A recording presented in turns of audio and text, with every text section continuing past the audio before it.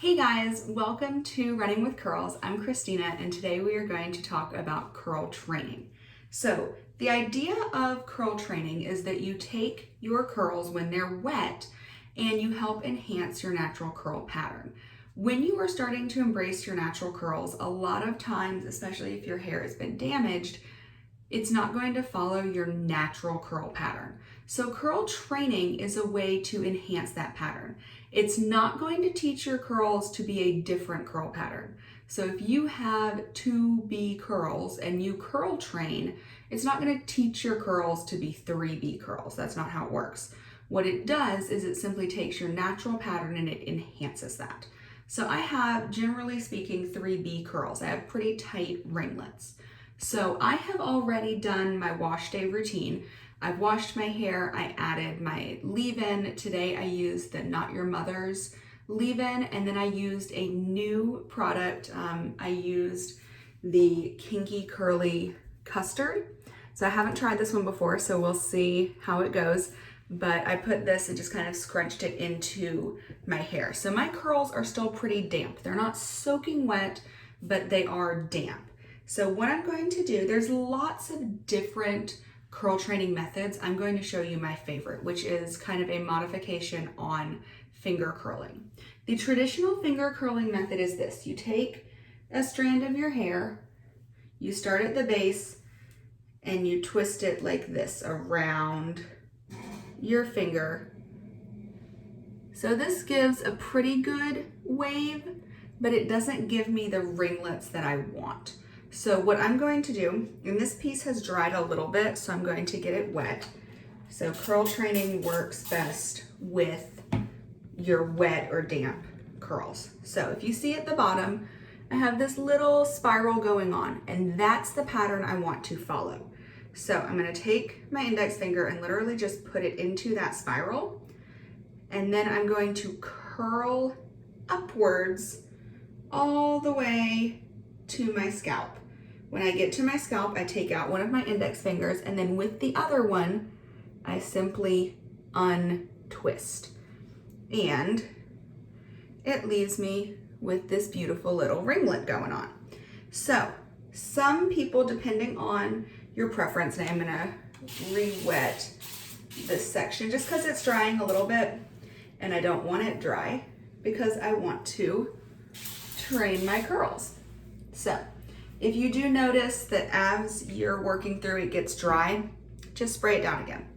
So what I'm going to do, I am going to finger curl the majority of my hair today. So again, you take little sections and then you find the way that the curl is going and you just twist it up. You remove a finger and then you unspiral. That one did not work as well as I needed it to. So I'm just gonna do it again. So I found my spiral, twist it up, much better. So when you curl train, you're going to get a lot more definition, but it can hinder volume. So you might not get as much volume if you curl train. So that's just something to think about. So if you are someone who values volume over definition, curl training, or at least this specific method, might not be your favorite. You could absolutely just curl train specific sections. That's something that I do as well. So if I'm wanting more volume, I will just curl train the very front because that's where I want the definition. I want to make sure that I have definition going on right around my face, just so that I have my curls that frame my face, but then I'll get more volume in the back if I don't curl train as much. So that's something that I've just noticed over time and through experimenting, is that when I curl train, I get a little less volume. I still get volume, but not as much as if I don't curl train. So that's just something to consider. So I'm going to continue curl training, and like I said, I'm going to curl train the majority of my curls. So when you're working on the back, you want to take sections that are similar in length. I have lots of layers, so when you're curl training, you see these guys are all pretty similar in length. You want to curl train with those similar lengths because that's going to give you separation of your layers. And you see I have this beautiful spiral going on. And then I diffuse. So I am going to finish curl training because it's going to take me a little bit. That is another kind of negative if you do want to curl train your whole head. It's going to take you a little while. This is not a fast process. So if you're curl training just a couple of sections, doesn't take a ton of time, but if you're curl training your whole head, it's going to take you a little bit. So I'm going to finish curl training. I'm going to pop back on and show you how I dry, and then we'll look at finished product.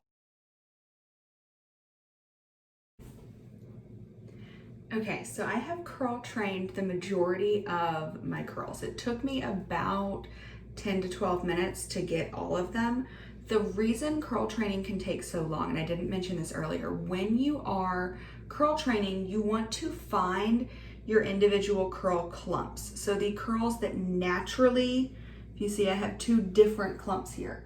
So the curls that naturally group together, that's what you're going to train. So each curl clump individually, you would curl up and then let come back down.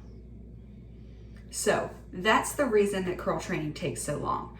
When I dry my hair, you guys know I like to diffuse, and I pixie diffuse when I curl train. What that means is that I turn the diffuser off until it's set where I want it to go. Then I turn it on, leave it there for like 30 seconds, turn it off, and then move it again. So I'm gonna show you guys what that looks like, and then I'll diffuse my whole head and show you our curl training results. Okay, so when I do diffuse upside down. That's going to give volume where the curl training may have taken away a little bit of that volume. So here's my diffuser, 2 Pixie Diffuse. What I'm going to do, I'm going to put it in place first. I'm going to turn it on, and when I diffuse on medium heat and medium speed. I'm going to hold it here for like 30 seconds max. Then I'm going to turn it off. I'm going to let those down. I'm going to go to a new section, set it in place, then turn it on. This helps to keep that definition. When we curl train, our goal is definition. So when we pixie diffuse, it helps to keep that definition. When you diffuse and just kind of move the diffuser around the whole time, it's going to break up a little bit of those curl clumps, and that's not our goal. So set it in place, turn it on, leave it there for just a little bit, turn it off, and move it. So I'm going to do that my whole head until it's totally dry. Then I'm going to show you guys the pre-scrunched out the crunch results, and then we'll look at what happens when we scrunch out the crunch.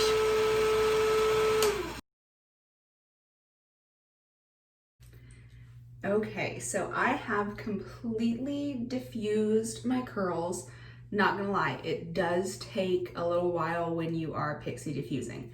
I would say for my hair, probably like 30 minutes. Now I do take breaks in between. Took a break to finish my makeup, realized I'd recorded the majority of our video with no mascara on, so that's special. So fixed that. But it took about 30 minutes of diffusing with medium heat, medium speed, and doing the pixie diffusing. And now my curls are 100% dry. Now I have not scrunched out the crunch, and the Kinky Curly Custard leaves a pretty hard cast. So you can see, one, just how defined my curls are. And so literally my entire head is covered in these beautifully defined curls from curl training. And I have a super hard cast from the curl custard that I used.